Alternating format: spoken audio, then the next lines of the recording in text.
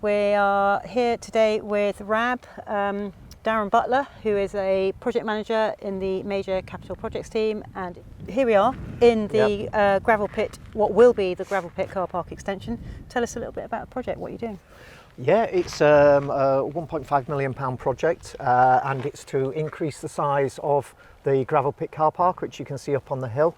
And the reason we require this is because the pathology build will displace parking over on our main site. So how many spaces are we going to have here? We're going to have 176 spaces here. Excellent, which, okay. Replaces majority of the ones we lose by the pathology and the women and children's build.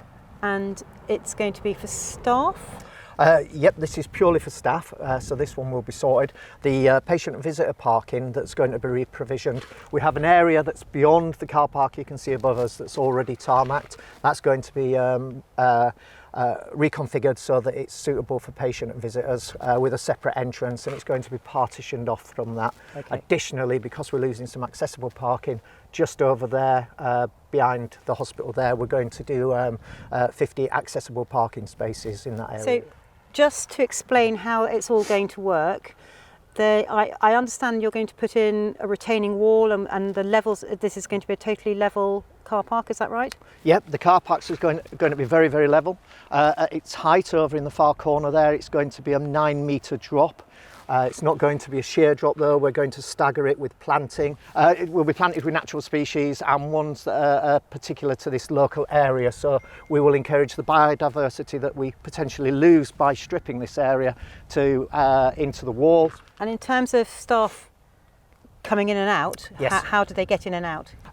There will be a ramp just over to our left there. They'll come in and out through that point there. Okay, so there's been some, why are we not using Penventony Lane? Just tell us why we can't do that.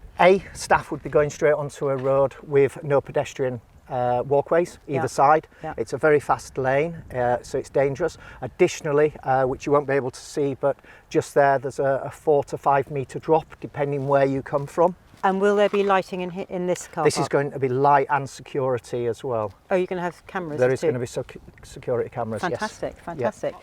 Are you doing any improvements to the existing car park in terms of security and lighting? The existing car park itself, we are updating as you do come into the entrance, just up there behind me by the blue car.